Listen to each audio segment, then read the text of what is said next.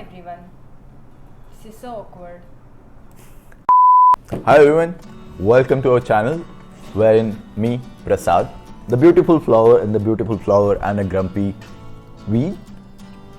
And I'm Nupur, and I think everybody knows who the beautiful flower is without any explanation. So basically this channel is a result of public demand for me getting in the channel instead of only you being there. Who are these public people? Your parents, my parents and your sisters. Alright, fine. Shout out to them. So we are here to talk to you about the most impactful books that both of us have read and would highly recommend that you read. Today's book is Sapiens by Yuval Noah Harari. Both of us really like this book. Well, this is a 400-page book and hence you might think that it's a very chunky and long read, but it's actually not. It actually reads more like a fiction than a non-fiction. Before we go ahead, in this channel, A Beautiful Flower and a Grumpy Weed, we talk about really interesting topics. So books being one of them, meditation being another, investing and money being the another one, and many socio-political issues that we face in today's world. If you have already read Sapiens, let us know what you thought about this video.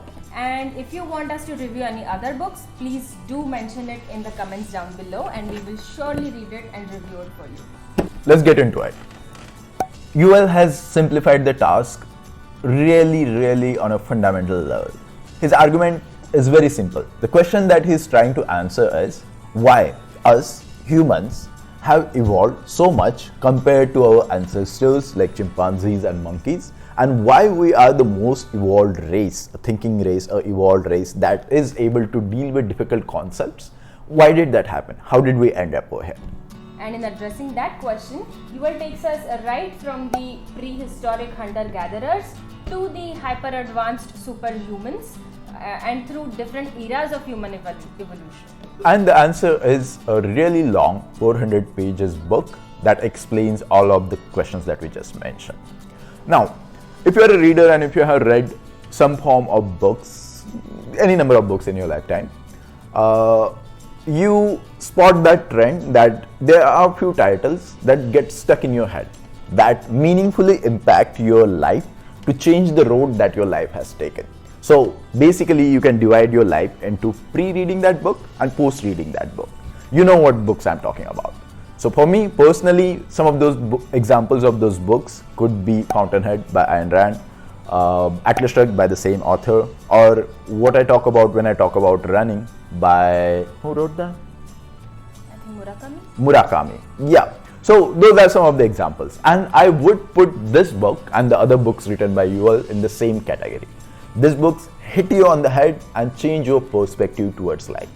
And what's different about this book is the author completely dissociates himself from the human race and looks at our journey from a third point perspective. And that's very difficult to achieve. It's very difficult to completely isolate yourself and without mincing words, really tell it like it is. And you'll find that in this book. So now if we're going to talk about this book, which is a very long book, we are going to be here for a really long time. So we're going to make things really simple. We're going to condense this book for you in two really major important themes, and we're going to talk about only those central things. First of all, the author argues that all of the human progress is because of humans' ability to band together in very large groups based on imaginary concepts. Second central tenet is some of those imaginary things are religion, customs, norms, economy, money, markets, capital, credit, society, what have you. All of these concepts have meaning just because we collectively as human beings, all 7 billion of us across the planet, believe in it and provide meaning to it. If not, it is just an imaginary myth. Really revolutionary concept. Now, this can be very overwhelming at the outset and if you've heard it for the first time. So let's really dive into this and look at what the book is actually talking about. Let's talk in detail about the first takeaway, which is we evolved from our ancestors, the chimpanzees, monkeys, what have you, because we as humans could band together collectively around imaginary ideas. Now that might sound complex. Let's take a very simple example. Monkeys cannot agree on sharing bananas or exchanging value on the basis of future gains, but humans can. we can develop the complex concept of money, and actually all of us can agree upon its value. So the concept of money is based purely upon the fact that all of us can agree on its value and all of us can exchange on the basis of money. Now let's talk about the second major concept, which is that all of these things that we have made up, nations, cultures, norms, economy, money, markets, continents, are just imaginary concepts that we have made in our head and a collective myth in which we have started believing in. Let's take an example. Let's talk about nations. I am Indian. Not the red Indian, but the Indian Indian. And the reason that I call myself Indian is someone in the past demarked a particular region and named it as India. Some sand, some mountains, some rivers, some region, some land. It was collectively called India. Not only 1.3 people in India started believing that collective myth, but all of us around the globe, 7 billion people, started to believe that collective mythology that we're going to call this as India. And I will call myself Indian. I will fight wars for India. I will carry an Indian passport just because all of we agree to call that region as an India. While actually what India is just a lie. But does that mean that everything that we believed in so far is actually a lie and it's all a myth and whatever we've been thinking so far has been wrong? Actually no. The fact that all of us believe in a lie actually makes it a truth. So think about it. If just a single person or say a group of people came in and said that this particular state is a different nation, that does not mean that that particular state will become a different nation. But if we get all of the people all over the world to agree that this particular area is a different nation, then guess what? It actually is a different nation. Now let's talk about economy and money in particular. The collective value that we place in money, the collective trust that we place in money is what gives it value. Let's take an example of Indian rupee. For example, you have a note of 1,000 rupees in your pocket. To produce that note, you might need maybe 5 rupees. But when you go to the market, you would be able to buy great many things with those 1,000 rupees. Why is that? Because all of us, not only in India but around the world, have placed our trust into the Reserve Bank of India, the government of India, that this note is gonna have the value of 1,000 rupees forever. Now, it's never gonna taken away. Sometimes it does happen overnight. The same goes for religion. There are around 4,000 religions in this world, and each of us has its different unique story, and each of us has its own following.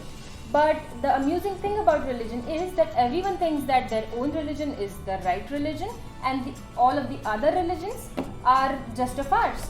But then which one of them is really true? So you will get a lot of discussion on that topic in this book as well. And basically what the author tries to do is classify all systems into distinct groups. The first one is human norms and values, which consists of concepts that we just talked about, like say money or football or even the concept of beauty. And these concepts are basically the ones which only we can decide upon, and that gives its meaning. But there is a second group of systems which we cannot just make up out of thin air, and the examples of those include laws of physics or gravity or even the theory of relativity. And the author agrees that religion or things like capitalism or communism lies somewhere between these two. There has to be some inherent truth to it, but a lot of human norms and values and what we decide to believe in also shapes these particular concepts to a great deal. To conclude, a lot of religions or most part of it does exist because certain number of people choose to believe in it. Whether that belief is true or not is a much bigger subject, and we will not even try to touch it. Om Shanti. So basically, humans live in a dual reality. One is objective reality, which consists of really physical or true things like hunger, food, shelter, or even corona. And It also consists of another dual fictional reality, which consists of things like nations, God, religion, money, and all of the other fictional concepts. As we evolve, the fictional reality goes to take over the objective reality. For example, Trump might be a president of a fictional entity, but what he does actually affects millions of lives and can lead to very real consequences in the lives of people. Let's talk about money. Money is a very imaginary concept, but it has real life consequences. If you do not have money, you would have to live on the streets, you would be homeless, you cannot afford shelter, you cannot afford food, you cannot afford safety. But if you have money, you can afford those things. You can create meaning in your life and you can progress ahead in life, and you could do different things with that entity that has been provided to you, that imaginary concept that has been provided to you. Another concept would be Brexit. Now, in someone's imaginary head, someone decided to separate Britain from the rest of the European Union. Now that separation is very well possible, but because of that, there are real life consequences. People are going to face food shortages and people are not going to able to transport between those two regions, and that's going to have real problems for the whole region.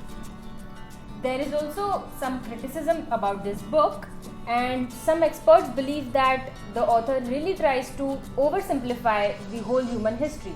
And basically the argument goes like this: you cannot really distill or simplify millions of years of human evolution and human history in a 400-page book. We agree to that. It does make sense to a certain extent. Another criticism is that this book does not contain too much data, and it's only a form of storytelling wherein a couple of characters come and then something happens and then it leads to something else. While in reality is very complex. So many things are happening at the same time everywhere, and the reaction of all of them produces this very difficult and complex cocktail of reality. But well, if we have to start somewhere, I think this would be a very good book to start reading on human history, and you can always take it up from that and become even more nerdy. But we would highly recommend that you read this book. In conclusion, we have never read something like this and this powerful in our reading lifetime. It changes your perspective on many things as to why you are here, why you exist, what is money, what is your nationality, what is your existence, where the human race is going to go from here. How our ancestors evolved from barbaric chimpanzees and monkeys into the today's superhuman race, and why we are able to create cities and nations and kingdoms around our existence. How did we develop complex concepts like laws, human rights, and justice? And how did we actually come to dominate the planet and putting all of the other species behind us? It tries to answer all of those questions and more in those short 400 pages. And it does it in a very entertaining manner, as a matter of fact.